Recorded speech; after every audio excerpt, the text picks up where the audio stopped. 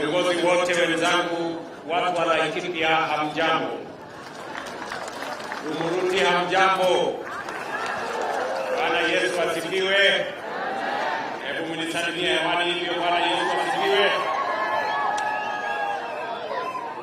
Kwanza mimi nataka nichukue nafasi hii kwa sababu nimekuja hapa Laikipia. Hii ni mara yangu ya 3 baada ya uchaguzi.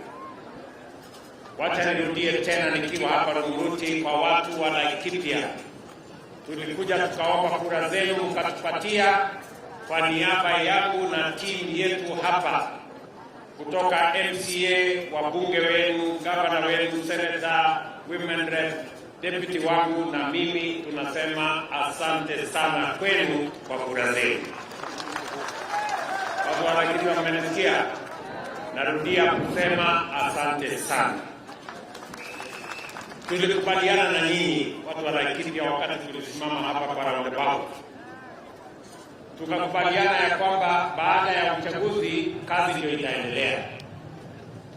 Na tulikubaliana kitendawili haitaanza. Ni kweli ama si kweli? Na kwa sababu tulikubaliana kazi ndio itaendelea, mimi nawashukuru sana kwa sababu rekodi tuko nayo ni kwamba kazi ya wananchi katika kaunti yetu ya Laikipia inapiga hatua ya kwenda mbele. Tulikubaliana kwanza ya kwamba kila mtoto wa Kenya apate nafasi ya kusoma, na hatutaki mtoto abaki nyumbani kwa sababu hakuna usalama ama kwa sababu hakuna mpango ya kutosha ya masomo ya watoto wetu. Na ndio sababu mwaka uliopita tumeweka pesa nyingi zaidi katika mpango wa elimu ya watoto wa Kenya. Tumeajiri walimu 56,000 wapya kusomesha watoto wa taifa letu la Kenya. Mimi nawauliza watu wa Laikipia, tena nirudie, kila chief, kila assistant county commissioner, kila county commissioner na viongozi wote wa makanisa na vijiji, tuhakikishe kila mtoto ambaye amefika umri wa kwenda shule anaenda shuleni, kwa sababu tumeweka pesa nyingi kama serikali kwa masomo ya watoto wa Kenya. Na hakuna ile jambo tunaweza kuwapatia watoto wetu. The greatest empowerment any society or any nation can give to its citizen is empowerment through education. Tunaweka pesa kila mwaka bilioni 650 kusomesha watoto wa Kenya. Wewe kama mzazi, kama unachelewesha mtoto wako hajaenda shule, utakuwa unaenda hasara, kwa sababu serikali tayari imeweka pesa ya kutosha kusomesha watoto wa Kenya. Kama kutakuwa na matatizo ya school fees ama malipo ya shuleni, tuko na mpango tofauti. County wako na basari, wabunge tumewapatia pesa nyingi ya basari ili tuhakikisha kwamba hakuna mtoto wa Kenya anakosa kwenda shule kwa sababu mzazi hana uwezo. Jambo la pili, tulikubaliana na nyinyi ya kwamba hatuwezi kuwa ni nchi huru ili hali tuko katika mtego na tuko katika mahali ambapo ni nchi ambayo imeshikwa mateka na njaa. Tukakubaliana lazima tusaidie wakulima, lazima tuwe na mpango ya sawasawa kuhakikisha kwamba tunazalisha chakula ya kutosha, ndio Kenya iweze kupata chakula, tuondoe njaa katika taifa letu. Na washukuru sana watu wa Laikipia, hasa wakulima, kwa bidii yenu. Nyinyi mnaelewa leo katika taifa letu la Kenya, kwa sababu Mungu ametubarikia na mvua, nyinyi wakulima mmeweka bidii, na serikali pia tumehakikisha kwamba kuna mbolea na tumepunguza bei. Ile ilikuwa inauzwa 6,000, saa hizi inapatikana kwa 2,500, kwa sababu ya hiyo kolabo ya wakulima, serikali, na Mungu ametupatia mvua. leo bei ya chakula katika taifa letu la Kenya imeshuka. Ile ilikuwa 200 na karibu 40, sasa iko hapa karibu 100 saa hizi. Na mimi nataka niwahakikishie hiyo mpango tutaendelea nayo mpaka kabisa tuhakikishe ya kwamba mambo ya njaa katika taifa letu la Kenya tunashughulikia kikamilifu. Vile vile nyinyi watu wa Laikipia mumenieleza ya kwamba, na nimekutana na viongozi wenu, vile naibu rais amesema, kuna jambo mlituuliza ya muhimu zaidi hapa Laikipia. Mlituambia mko na matatizo mawili ambayo ni sugu hapa Laikipia. Ya kwanza ni mambo ya usalama. Mimi nataka niwaambie hivi, kwa sababu nilichukua ahadi kwenu na nikawaambia hii jambo la usalama sio Laikipia peke yake, taifa lote la Kenya.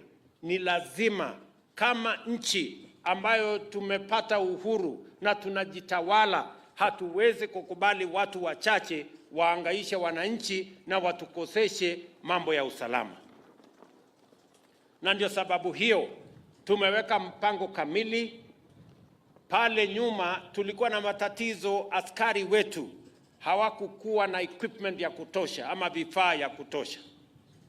Tumeweka mpango ya karibu bilioni 25 kununua equipment mpya ya polisi wetu na walinda usalama. Sasa niko na equipment ya kutosha. Hawa wakora chuma chao kimotoni.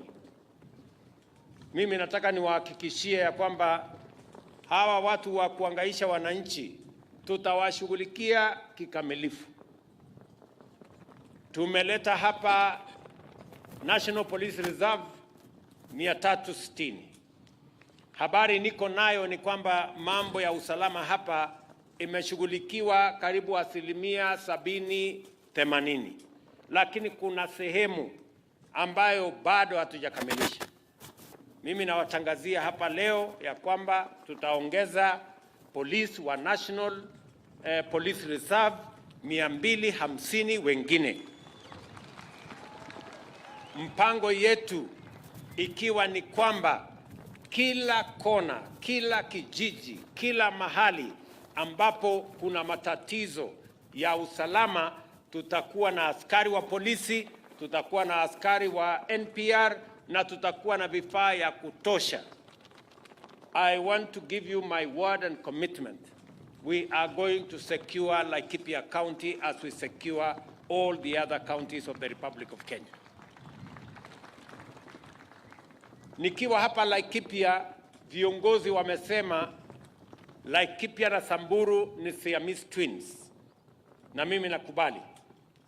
Nyinyi mambo yenu inaendea sambamba. Ile kazi tunafanya hapa ya kuhakikisha kwamba tunaweka usalama ndio tunafanya kule Samburu. And I want to tell the people of Samburu from Laikipia that we have a commitment as government. We are going to make sure that Samburu is safe.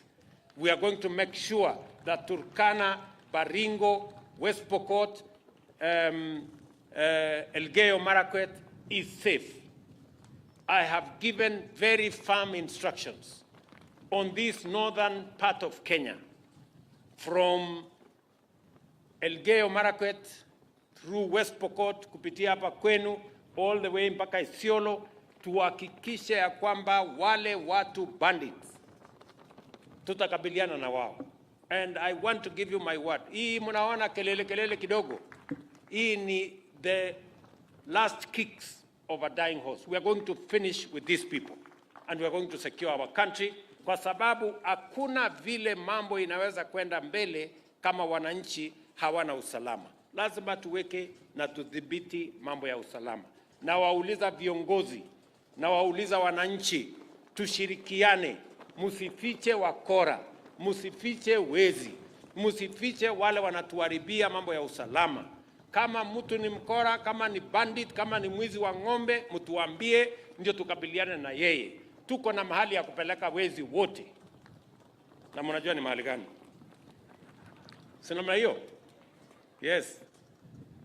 Mulituambia tena jambo la pili ya muhimu hapa Laikipia mlituambia ya kwamba wanyama wa pori wanawasumbua sana, wanaharibu mimea yenu, wanavuna mahali hawajapanda vile mmesema. Wanyama wengine wanakuja wanakula mifugo yenu, na saa zingine wanaua mpaka wananchi. Na sababu hiyo ndio leo nimefika hapa kuwaeleza ya kwamba ile ahadi tuliwapatia ya kwamba tutashughulikia hiyo jambo ya human wildlife conflict, ndio tumefika hapa leo. Hapa Marmanet nilikuja mwaka ule mwingine nikiwa naibu wa rais, tukaweka ua ama fence katika Marmanet Forest. Leo tumekujia zile mizitu ambayo imebakia. Hapa kwenu tutajenga kilomita 100 mpya ya ua ya stima ambayo itazuia hawa wanyama wakae porini na nyinyi muendelee na kilimo na maisha yenu. Mimi natoa amri kwa wizara wafanye mapping ya all areas that require fencing, ili tuwe na mpango kamili kama serikali ya vile tutahakikisha in the next 5 years we must have fenced off all our forests, all our areas that require fencing, so that we can eliminate the challenge of human-wildlife conflict and the attendant problems and challenges and financial implications that come with that problem. So Mutua na team yako, mutupatie hesabu ya kilomita ngapi ya fence inatakikana, pesa ngapi inatakikana, ndio tupange vile tutahakikisha kwamba hii problem tunaiondoa kwa kikamilifu na isirudi tena ikaangaisha wananchi wa taifa letu la Kenya. So watu wa Laikipia, mimi nataka muelewe na mjue ya kwamba tumeweka hiyo mpango kamili vizuri, na mimi nataka muelewe ya kwamba tutashirikiana pamoja na nyinyi katika kuhakikisha kwamba hiyo kazi yote inasonga mbele. Hapa vile vile ndio tumefika na mambo ya compensation. Kuanzia 2018 karibu miaka 7 hatujapata nafasi ama serikali haijatoa pesa ya compensation. Last year tulitoa milioni 900. Leo nimefika hapa katika hiyo mpango ya wananchi wengine ambao tutawalipa kuanzia leo shilingi milioni 960. Mimi nataka niwatangazie hivi ya kwamba kama tunataka kuhakikisha kwamba wananchi wanajumuishwa na wanajumuika katika kuhakikisha ya kwamba wanyama wanaishi na sisi zote tunaishi kwa pamoja, ni lazima wananchi wawe katikati ya mpango, ndio wananchi wawe beneficiaries wa kwanza kwa mambo ya wanyama wa pori. Na ndio sababu hiyo we must be definite and intentional on making sure that the whole conservation idea and concept has people, citizens at the core and at the center of any meaningful, sustainable conservation agenda, plan, and effort. And that is why we've come here to do 3 major things. Number 1, to make sure that we implement our plan on fencing, to make sure that in areas where there is potential for human-wildlife conflict, we have a proper fencing mechanism that separates human beings from wildlife, so that we can eliminate the attendant costs of human-wildlife conflict. That plan is not just about Laikipia. We are going to construct, Mutua has said 350 kilometers. My information, Mr. Mutua, looking at the numbers, you can do 400 kilometers. And I know you have the capacity to navigate and innovate and build 400 kilometers with the 300 million shillings that you have. I want you to plan on the whole program so that we know how much fence do we need to put up, how much it costs, so that we can have a plan in the next 5 years. We must conclude the program of fencing and make sure that we eliminate this challenge of human-wildlife conflict in a meaningful way, and also use it as an opportunity for us to restore our degraded conservation areas, especially in our water towers and water catchment areas and wetlands. Jambo la pili, vile vile tumefika hapa leo, ni kuhakikisha kwamba we move forward the needle on matters conservation, and by making sure that we roll out our compensation plan and program. Last year, it was started in Taita Taveta County. Today, we have moved it here to Laikipia County, and my instructions are as follows. We have close to 17,000 already assessed and verified cases of human-wildlife conflict with a cost of 7 billion shillings. We have so far compensated 4 billion shillings by the end of this compensation today. The others that are pending, almost 7,000 cases that have already been verified, my instructions are we should compensate those people in the next 60 days. We shouldn't wait for another 1 year. So, Bwana Mutua, team yako na wale wote ambao mko katika hiyo space, tumekubaliana na nyinyi, mwende mketi chini, kuna kazi lazima ifanyike. Nimemwambia leader of majority awashughulikie kule bunge. Bwana Kareke na team yako mko hapa, mkamilishe maneno ya ile regulations, so that in the next 60 days, we should compensate another 7,000 Kenyans who require 3 billion shillings, so that we can ensure that we build confidence between the public and conservation, so that we can recruit them, knowing very well that if wildlife get into their way, if wildlife destroy their property, if wildlife are engaged in human beings, there is a mechanism for people to be compensated.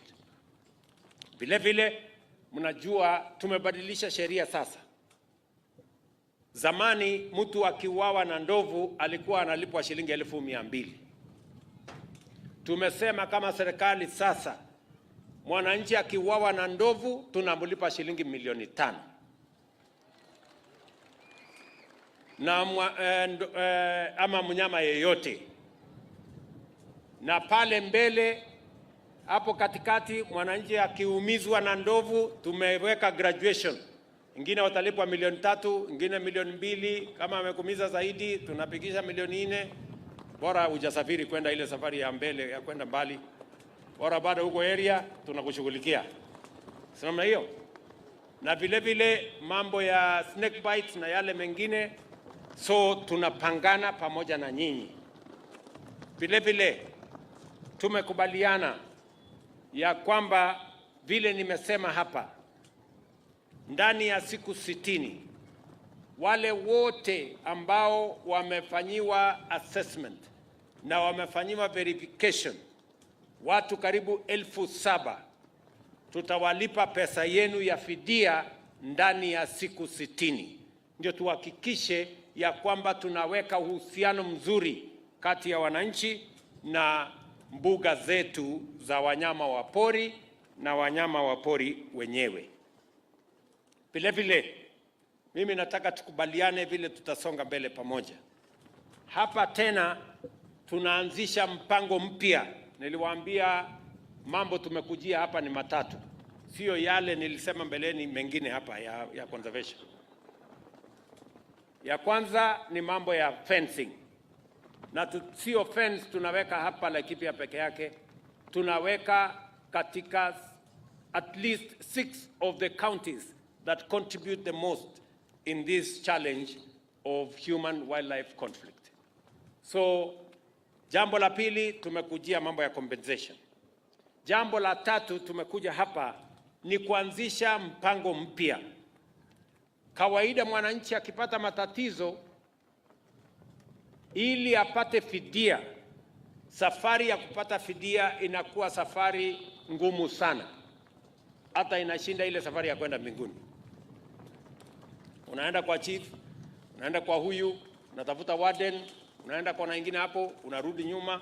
Sasa tumehamasisha ili mwananchi akipata matatizo, sasa tutakuwa na mtandao ya kureport incident na kuhakikisha kwamba tunarahisisha mwananchi alipwe fidia kwa muda mfupi.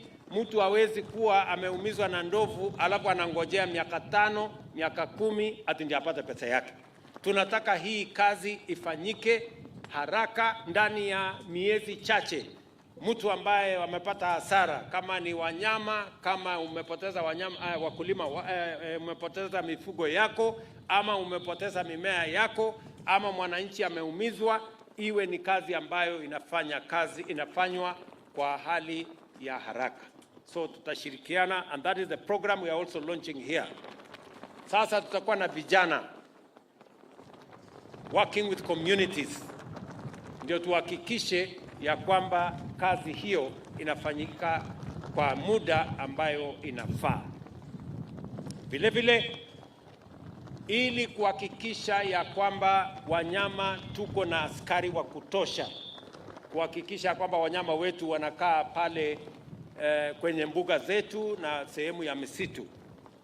Vile vile tumeweka mpango kuanzia Jumatatu tunaajiri game rangers ama askari wa wanyama 1,500 wapya. Na amri yangu ni kwamba zile counties ambazo ziko na shida hii ya mbuga za wanyama kama vile Laikipia wapatiwe affirmative action, wawe na vijana wengi zaidi kuliko zile counties zingine, kwa sababu wao ndio wanaelewa mambo ya wanyama na wao ndio wanaelewa machungu ya mbuga za wanyama ama wanyama wakienda kuharibu mali ya wananchi. Hiyo kazi ikiendelea, Bwana Director General na waziri, muhakikishe ya kwamba tunaendelea hiyo barabara. Vile vile nimesema katika hiyo mpango ya ajira pia tuwe na mpango ya sawasawa kuhakikisha kwamba wale wanapatiwa nafasi ya kwanza, sehemu kubwa ni wale vijana wetu ambao wamehitimu kutoka NYS. We want those young people from NYS to get an opportunity to serve, as I issued instructions in maneno ya security sector, so that tuendelee na hiyo maneno. Vile vile nikiwa hapa Laikipia, tuko na kazi zingine nyingi, na mimi nitaenda kidogo na nitarudi tena. Hawa viongozi, kuna mambo tumekubaliana na wao, viongozi wenu wa Laikipia. Kuna mambo ya barabara wamenieleza, kuna mambo ya stima wamenieleza, kuna mambo ya maji wamenieleza, kuna mambo yale ya maendeleo mengine tumekubaliana, tutaketi chini tuweke priority list, ndio ile pesa nikipata niweze kupangia, hii ndio ya kwanza, hii ndio inafuata, hiyo ingine inafuata. Tumeelewana jameni? So mambo hiyo yote nimekubaliana na wao. Kwa mambo ya stima, kwa sababu mwananchi mmoja aliniuliza pale, mheshimiwa, stima ndio inatuletea matatizo. Mimi nataka niwatangazie watu wa Laikipia, tuko na milioni 500 ya kusambaza stima kwa watu wa Laikipia katika mwaka huu. Na nikitengeneza budget ingine mwezi wa 6, tutaona vile tutawaongezea pesa ya stima ndio tuweze kuwafikishia stima. Nataka nimuulize governor aende aketi chini na waziri wangu Bwana Njeru wa maji, kwa sababu tuko na mpango na waegezaji na marafiki na washirika wetu, ili mtupatie tujue priorities ya watu wa hapa Laikipia kwa mambo ya maji. Na mimi naomba pia wabunge waandamane na governor so that we have a priority list kwa mambo ya maji, because we are beginning the program of water going into the future, tukiwa tukamilishe zile ambazo zinaendelea saizi, alafu tuwe na mpango ya zile ambazo zitafuata. Vile vile nikiwa hapa Rumuruti, mimi nataka niwapongeze watu wa Laikipia. Tulikubaliana ya kwamba county headquarters itakuja hapa Rumuruti, si ni kweli? Mimi nampongeza governor na county wamekuja hapa Rumuruti. Mumesema ya kwamba mnataka ofisi ya county commissioner pia ikuje hapa. Hiyo nitashughulikia. Ndio county commissioner akuje hapa na ofisi ya serikali iwe hapa. Mimi najua ya kwamba hii town sasa ya Rumuruti itaendelea na kuelekea kuwa city. Si namna hiyo? Kwa sababu county headquarters iko hapa. Kwa hivyo kama serikali katika ile program yetu ya housing, mkisoma katika gazeti ya leo, tumetangaza tutajenga nyumba 1000 hapa Rumuruti. Hiyo kandarasi tumetangaza leo. Ndani ya wiki 3, wiki 4 itakuwa iko tayari. Tutahitaji vijana karibu 2000 wa kufanya hiyo kazi. Sijui kama vijana wa hapa Rumuruti wako tayari ama nyinyi ni watu wa kuchagua jembe. Mko tayari? Mbona sikii sauti ya vijana wa Rumuruti? Mko tayari? Mko tayari? So hiyo program ya housing ya hapa Rumuruti nyumba 1000 itaanza in the next 1 month. Tumetangaza kandarasi pia. Hapa Rumuruti tutakuwa na soko kubwa inaitwa municipal market. Tutapangana na huyu gavana wenu na marafiki wetu, tuko na milioni 300 ya kujenga hiyo soko kubwa ya watu wa Rumuruti. Na leo tena mkisoma gazeti tumetangaza soko ya hapa Rumuruti. Nyinyi mko tayari kwa hiyo maneno? Tunataka tukizuia wanyama wakae porini, nyinyi mzalishe chakula, tuwajengee soko, mlete sokoni, tuuze iende nje na ingine iende kwa manyumba yenu, tuzalishe chakula, tuondoe njaa Kenya. Tumekubaliana? Vile vile wiki 2 zilizopita tulitangaza kandarasi ya kujenga nyumba 2000 pale Nyahururu. Saa hizi tunaendelea kujenga nyumba zingine kule Nanyuki. Na tuko na mpango in different towns hapa Laikipia, kwa sababu hizo ujenzi wa manyumba ndio itatupatia nafasi ya kuajiri hawa vijana. Mimi nikiongea na nyinyi saa hizi Kenya mzima tuko na vijana zaidi ya 1140 wanafanya kazi katika program ya housing. Kwa sababu nilikubaliana na nyinyi lazima tuwe na mpango ya serikali ya kuzalisha ajira. Ndio vijana wetu wapate mahali ya kujishikilia, waweze kufanya kazi, wajisimamie, wasimamie familia zao na tuweze kujenga Kenya kwa pamoja. Vile vile tumekubaliana sasa tutaanza registration ya Social Health Insurance Fund.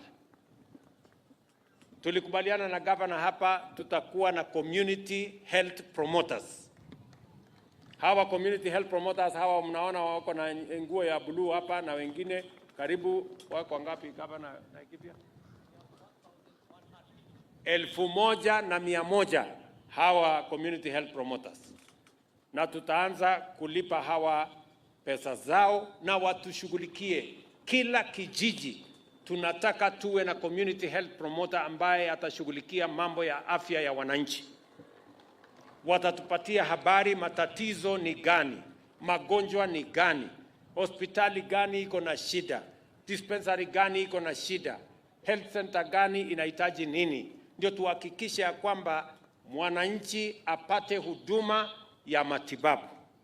Vile vile mnajua sasa tumebadilisha sheria, na sheria mpya tutaanza kufanya registration ya wananchi. Mimi nawauliza wananchi, hiyo program ikianza muwe mstari ya mbele, kwa sababu hiyo program ndio itahakikisha ya kwamba hakuna Mkenya tena atauza mali yake ama auze ng'ombe ama auze shamba ati aende alipe bili ya hospitali. Mambo ya hospitali itashughulikiwa na mpango ya serikali tukienda mbele. It is a commitment we made to the people of Kenya. It is a commitment we intend to keep. And that is how we are going to move the country forward. So, wananchi wa Laikipia, mimi nimefurahi sana kufika hapa siku ya leo. Nataka nipongeze all the people involved in this space. Nilikuwa na taarifa hapa ya kusoma. lakini nimefurahi ya kwamba mambo yale mengine yote nimeyasema, na nafikiri tumekubaliana ya kwamba tutasonga mbele tukiwa pamoja. I want to emphasize that as an administration, our plan is to ensure that conservation is sustainable. And for it to be sustainable, it must be a partnership between government, the people, private sector, conservation agencies, and all of us must work together and put the people at the center of our plan to make sure that whatever benefits accrue, the people must be in the sharing formula. We must make sure that the people are central to our compensation plan so that the people can see the benefit of working with conservation to ensure that it is sustainable and it is beneficial to both conservators, but most importantly, to the people themselves. So tutashirikiana hivyo, tutafanya kazi hivyo kwa pamoja, na mimi nataka niwahakikishie watu wa Laikipia hii safari tunatembea kwa pamoja. So mimi sitaenda muda mrefu sana, nitarudi tena hapa Laikipia. Mimi nawatakia heri. Na mimi nafurahi sana watu wa Laikipia, nyinyi ni watu wa maana kwa sababu mnaishi pamoja kama ndugu moja. Laikipia hapa tuko na jamii nyingi, na hawa jamii wote wanaishi kama ndugu moja, watu wa taifa moja, taifa la Kenya. Na mimi nataka niwahakikishie serikali ya Kenya itasimama kidete na nyinyi, ihakikisha kwamba haki ya watu wa Laikipia inapatikana, watoto wenu wanasoma, mnafanya biashara, mnazalisha kilimo, tunajenga uchumi, ndio Kenya iweze kusonga mbele tukiwa pamoja. So asanteni sana watu wa Laikipia, ninawapenda sana, nawatakia heri, Mungu awabariki. Thank you very much. God bless you.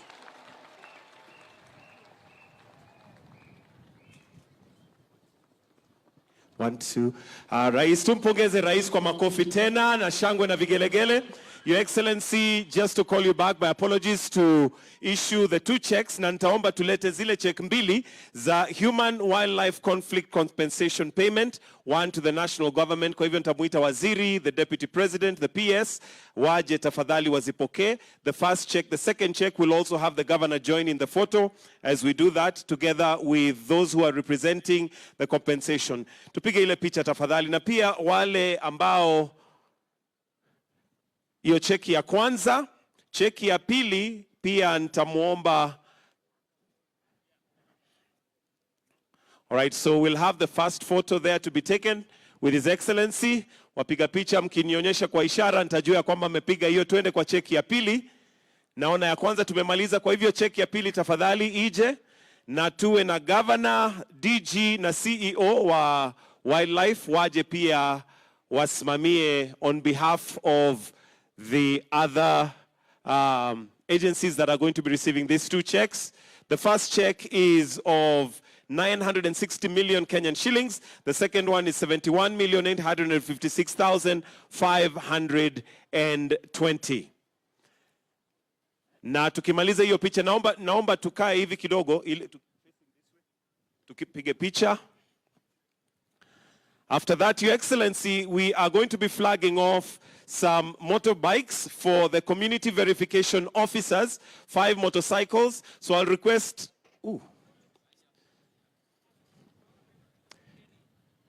so nitaomba tafadhali wengine tunaweza kuondoka, tumwache rais pamoja na waziri for the flagging off of the motorbikes.